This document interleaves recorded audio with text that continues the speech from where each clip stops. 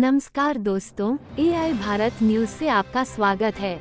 मैं हूं आपकी होस्ट शिवानी और आज फिर लेकर आई हूं देश दुनिया की सबसे ताज़ा, सबसे तेज और सबसे सटीक खबरें। चलिए सीधे शुरू करते हैं। नरेंद्र मोदी ने आज ग्रेटर नोएडा में सेमीकंडक्टर परियोजना का शिलान्यास किया। इस परियोजना से यूपी में हजारों रोजगार सृजित होने की उम्मीद है। केंद्र सरकार ने इसे आत्मनिर्भर भारत अभियान की बड़ी उपलब्धि बताया। संसद के बजट सत्र में विपक्ष ने महंगाई और बेरोजगारी का मुद्दा उठाया।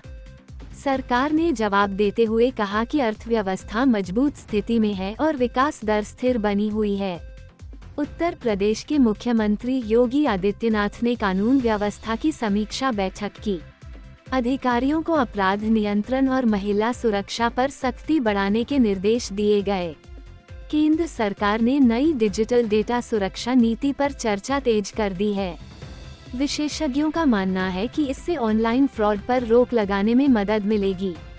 भाजपा और कांग्रेस के बीच आगामी चुनावों को लेकर बयानबाजी तेज हो गई है। दोनों दल जनसभाओं और संगठन विस्तार पर जोर दे रहे हैं। राज्यसभा में शिक्षा सुधार विधेयक पर चर्चा हुई। सरकार ने नई शिक्षा नीति के प्रभावों पर विस्तृत रिपोर्ट प्रस्तुत की। कई राज्यों में पंचायत चुनाव की तैयारियां शुरू हो गई हैं।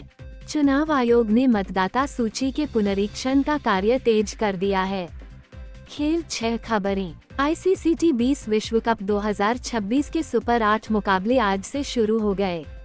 भारत की टीम सेमीफाइनल की दावेदार मानी जा रही है। भारतीय क्रिकेट टीम के कप्तान रोहित शर्मा ने अभ्यास सत्र में खिलाड़ियों का उत्साह बढ़ाया और जीत का भरोसा जताया। प्रो कबड्डी लीग के नए सीजन की तारीखों की घोषणा जल्द होने वाली है। फ्रेंचाइजी टीमें अपने खिलाड़ियों की नीलामी की तैयारी में जुटी हैं। बैडमिंटन खिलाड़ी पीवी सिंधु ने अंतर्राष्ट्रीय टूर्नामेंट के क्वार्टर फाइनल में जगह बनाई। उनके प्रदर्शन से भारत को पदक की उम्मीद बढ़ी है। भारतीय हॉकी टीम ने एशियाई चैंपियनशिप में शानदार जीत दर्ज की। टीम मैनेजमेंट ने खिलाड़ियों की फिटनेस की सराहना की। ओलंपिक तैयारी को लेकर खेल मंत्रालय ने विशेष प्रशिक्षण शिविर आयोजित करने की घोषणा की है। मौसम 6 खबरें। उत्तर प्रदेश के कई जिलों में सुबह हल्का कोहरा और दिन में तेज धूप देखने को मिली। मौसम विभाग ने तापमान में धीरे धीरे बढ़ोतरी का अनुमान जताया है। दिल्ली एनसीआर में प्रदूषण स्तर मध्यम श्रेणी में दर्ज किया गया। विशेषज्ञों ने मास्क और सावधानी बरतने की सलाह दी। पहाड़ी राज्यों में हल्की बर्फबारी से पर्यटकों की संख्या बढ़ी है।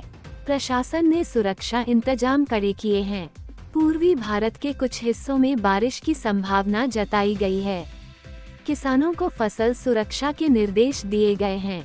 दक्षिण भारत में तापमान सामान्य से ऊपर रिकॉर्ड किया गया। मौसम विभाग ने हीट वेव को लेकर सतर्कता बरतने की सलाह दी है। गंगा नदी के जल स्तर में हल्की गिरावट दर्ज की गई है। जल संसाधन विभाग लगातार निगरानी कर रहा है। ब्रीफकेस बिजनेस 6 खबरें। भारतीय शेयर बाजार में आज हल्की बढ़त दर्ज की गई। बैंकिंग और आईटी शेयरों में खरीदारी देखी गई। स्टार्टअप सेक्टर में विदेशी निवेश बढ़ने की खबर है।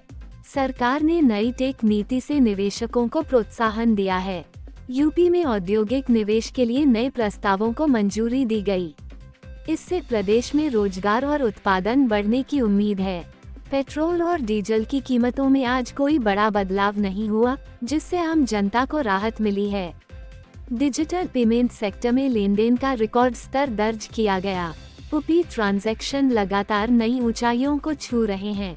एमएसएमई सेक्टर को सशक्त बनाने के लिए केंद्र सरकार ने नई सब्सिडी योजना की घोषणा की है, जिससे छोटे उद्योगों को वित्तीय सहायता मिलेगी। ये थी आज की सबसे बड़ी हेडलाइंस। आई भारत न्यूज के साथ बने रहिए। सच्चाई सबसे पहले, सबसे तेज। मैं हूं आपकी शिवानी। मिलते हैं अगली बुलेटिन में। जय हिंद।